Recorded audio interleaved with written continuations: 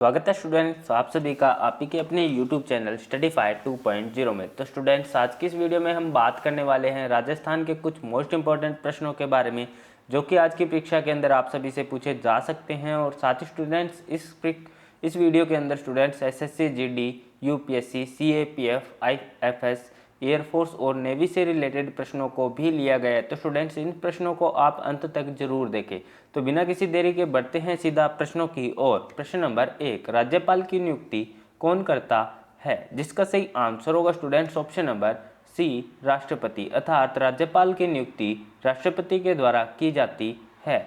अगले प्रश्न की ओर बढ़ते स्टूडेंट्स। प्रश्न नंबर 2, राजस्थान में राज्यपाल पद का सर्जन कब हुआ था? जिसका सही आंसर होगा स्टूडेंट्स ऑप्शन नंबर बी, 1 नवंबर 1956 को। अर्थात राजस्थान में राज्यपाल पद का सर्जन 1 नवंबर 1956 को हुआ था।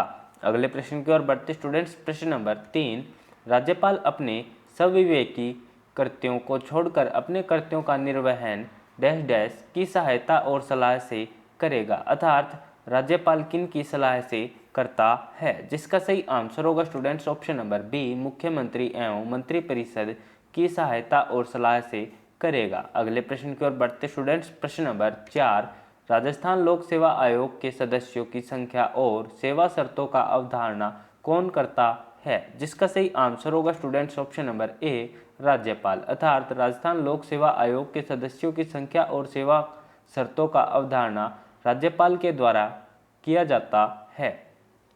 अगले प्रश्न की ओर बढ़ते स्टूडेंट्स। प्रश्न नंबर 5, राजस्थान के निम्नलिखित राज्यपालों में से कौन लोकसभा अध्यक्ष भी रहे हैं? जिसका सही आंसर होगा students option number A, Baliram Bhagat. अर्थात राजस्थान के निम्नलिखित राज्यपालों में से बलीराम भगत लोकसभा अध्यक्ष भी रह चुके हैं।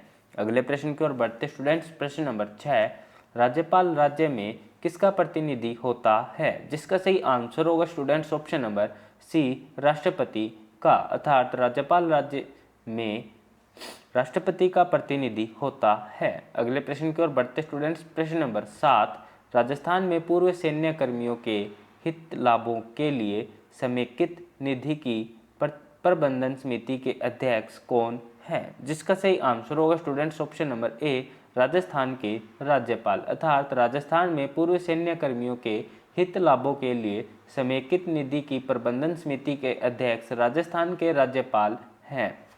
तो स्टूडेंट्स, आप सभी से एक हमारा क्वेश्चन है कि राजस्थान के वर्तमान समय में राज्यपाल कौन है? जिसका आंसर आप सभी हमें कमेंट बॉक्स में बता सकते हैं। अगले प्रश्न की ओर बढ़ते स्टूडेंट्स। प्रश्न नंबर 8, भारतीय संविधान के किस अनुच्छेद के अंतर्गत राज्यपाल राजस्थान के महाधिवक्ता की नियुक्ति करता है?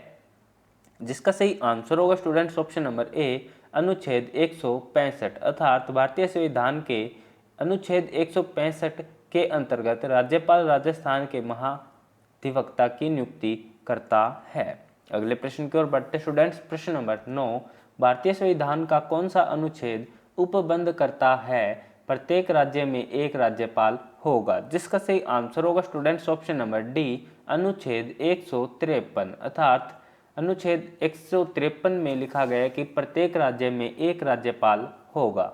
अगले प्रश्न की ओर बढ़ने से पहले स्टूडेंट्स, आप सभी से एक रिक्वेस्ट है कि अगर आपने अभी तक इस स्टडीफाई 2.0 यूट्यूब चैनल को सब्सक्राइब नहीं किया है तो जल्दी से चैनल को सब्सक्राइब करें और बेल नोटिफिकेशन को ऑन करें, जिससे इसी प्रकार की आने वाली नई नई वीडियोज़ की नोटिफिकेशन आप सभी को मिल सके। तो बढ़ते हैं अगले प्रश्न की ओर। प्रश्न नंबर 10, राज्यपाल पद हेतु न्यूनतम आयु सीमा कितनी निर्धारित है? जिसका सही आंसर होगा स्टूडेंट्स ऑप्शन नंबर ए, 35 वर्ष। अर्थात राज्यपाल पद हेतु न्यूनतम आयु सीमा 35 वर्ष निर्धारित की गई है। अगले प्रश्न की ओर बढ़ते स्टूडेंट्स। प्रश्न नंबर 11, निम्नलिखित में से किसकी नियुक्ति राज्यपाल द्वारा नहीं की जाती है? जिसका सही आंसर होगा स्टूडेंट्स ऑप्शन नंबर डी, राज्य पुलिस महानिदेशक की। अर्थात राज्य पुलिस महानिदेशक की नियुक्ति राज्यपाल के द्वारा नहीं की जाती है। अगले प्रश्न की ओर बढ़ते स्टूडेंट्स। प्रश्न नंबर 12, राज्यपाल की नियुक्ति कौन करता है? जिसका सही आंसर होगा स्टूडेंट्स ऑप्शन नंबर सी, राष्ट्रपति। अर्थात राज्यपाल की नियुक्ति राष्ट्रपति के द्वारा की जाती है। अगले प्रश्न की ओर बढ़ते स्टूडेंट्स। प्रश्न नंबर 13, संविधान के किस अनुच्छेद में राज्यपाल को विधानसभा में एंग्लो इंडियन समुदाय के सदस्य को नियुक्त करने का अधिकार है? जिसका सही आंसर होगा स्टूडेंट्स ऑप्शन नंबर सी, अनुच्छेद 333 के तहत, अर्थात अनुच्छेद 333 के तहत राज्यपाल को विधानसभा में एंग्लो इंडियन समुदाय के सदस्य को नियुक्त करने का अधिकार है। अगले प्रश्न की ओर बढ़ते स्टूडेंट्स, प्रश्न नंबर 14, निम्नलिखित में से कौन सा राज्यपाल के विशेष अभिभाषण से संबंधित है? जिसका सही आंसर होगा स्टूडेंट्स ऑप्शन नंबर ए, अनुच्छेद 176, अर्थात अनुच्छेद 176 राज्यपाल के विशेष अभिभाषण से संबंधित है।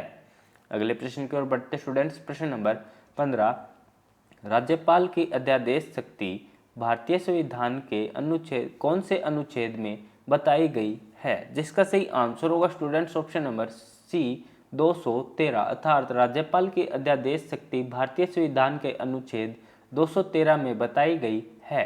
अगले प्रश्न की ओर बढ़ते स्टूडेंट्स, प्रश्न नंबर 16, राजस्थान के निम्नलिखित राज्यपालों में से कौन राज्यपाल बनने के पूर्व राजस्थान लोक सेवा आयोग के सदस्य रहे हैं? जिसका सही आंसर होगा स्टूडेंट्स ऑप्शन नंबर बी, रघुकुल तिलक, अर्थात राजस्थान के राज्यपालों में से रघुकुल तिलक एक ऐसे राज्यपाल है जो राज्यपाल बनने से पूर्व राजस्थान लोक सेवा आयोग के सदस्य रह चुके थे। अगले प्रश्न की ओर बढ़ते स्टूडेंट्स, प्रश्न नंबर 17, निम्न में से किस संविधान संशोधन अर्थात संविधान संशोधन के अधिनियम में एक ही व्यक्ति को 2 या 2 से अधिक बार राज्यों का राज्यपाल बनाने संबंधी प्रावधान किया गया है? जिसका सही आंसर होगा स्टूडेंट्स ऑप्शन नंबर बी, 7वें संशोधन में, अर्थात 7वें संविधान संशोधन में के अधिनियम में एक ही व्यक्ति को 2 या 2 से अधिक राज्यों का राज्यपाल बनाने संबंधी प्रावधान किया गया है।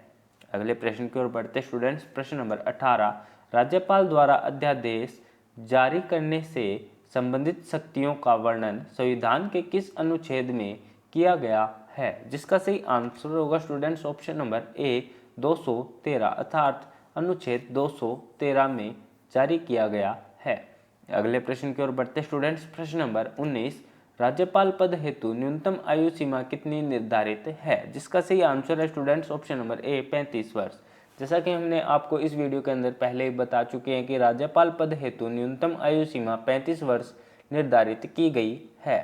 अगले प्रश्न की ओर बढ़ते स्टूडेंट्स, प्रश्न नंबर 20, राज्यपाल का सामान्य कार्यकाल कितने वर्षों का होता है? जिसका सही आंसर होगा स्टूडेंट्स ऑप्शन नंबर सी, 5 वर्ष का, अर्थात राज्यपाल का सामान्य कार्यकाल 5 वर्षों का होता है। अगले प्रश्न की ओर बढ़ते स्टूडेंट्स, प्रश्न नंबर 21, राज्य विधानसभा में धन विधेयक केवल किसकी अनुशंसा से प्रस्तुत किया जा सकता है? जिसका सही आंसर होगा स्टूडेंट्स ऑप्शन नंबर डी, राज्यपाल, अर्थात राज्य विधानसभा में धन विधेयक केवल राज्यपाल अनुशंसा से प्रस्तुत किया जा सकता है। तो स्टूडेंट्स, अगले प्रश्न की ओर बढ़ने से पहले आप सभी से रिक्वेस्ट है कि अगर आपने अभी तक इस यूट्यूब चैनल को सब्सक्राइब नहीं किया है तो जल्दी से चैनल को सब्सक्राइब करें और बेल नोटिफिकेशन को ऑन करें, जिससे आने वाली नई नई वीडियोज़ की नोटिफिकेशन आप सभी को मिलती रहे। साथ ही स्टूडेंट्स, अगर आप इस वीडियो की क्विज में पार्टिसिपेट करना चाहते हैं तो आप हमारे टेलीग्राम चैनल से जुड़ सकते हैं। टेलीग्राम चैनल से जुड़ने के लिए लिंक डिस्क्रिप्शन में दिया गया है। अगले प्रश्न की ओर बढ़ते स्टूडेंट्स, प्रश्न नंबर 22, राज्यपाल की नियुक्ति कौन करता है? जिसका सही आंसर होगा स्टूडेंट्स ऑप्शन नंबर ए, राष्ट्रपति। अगले प्रश्न की ओर बढ़ते स्टूडेंट्स, प्रश्न नंबर 23, भारत में राज्यों में संवैधानिक आपातकाल लगाने के लिए कौन सा अनुच्छेद है? जिसका सही आंसर होगा स्टूडेंट्स ऑप्शन नंबर बी, अनुच्छेद 356, अर्थात भारत में राज्यों में संवैधानिक आपातकाल लगाने के लिए अनुच्छेद 356 निर्धारित किया गया है। अगले प्रश्न की ओर बढ़ते स्टूडेंट्स, प्रश्न नंबर 24, राजस्थान में राष्ट्रपति शासन कितनी बार लगाया जा चुका है? तो स्टूडेंट्स, जैसा कि आपने स्क्रीन पे यानी कि वीडियो स्टार्ट करने से पहले आपने थंबनेल में देखा था कि राजस्थान में राष्ट्रपति शासन कितनी बार लगाया गया है, जिसका सही आंसर जानते हैं स्टूडेंट्स ऑप्शन नंबर बी, 4, अर्थात राजस्थान में कुल 4 बार राष्ट्रपति शासन लगाया जा चुका है।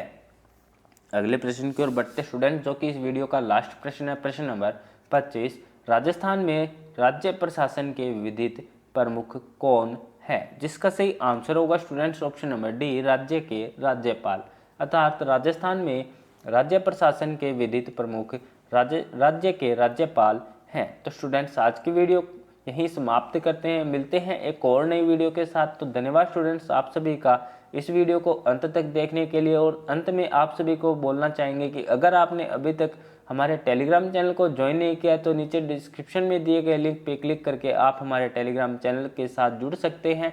और अगर आपको यह वीडियो अच्छी लगी हो तो वीडियो को लाइक ज़रूर से करें। अगर आपका कोई भी क्वेश्चन हो तो आप हमें कमेंट बॉक्स में पूछ सकते हैं। अगर आपने अभी तक इस यूट्यूब चैनल को सब्सक्राइब नहीं किया तो जल्दी से चैनल को सब्सक्राइब करें और बेल नोटिफिकेशन को ऑन करें, जिससे आने वाली वीडियोज़ की नोटिफिकेशन आप सभी को मिल सके।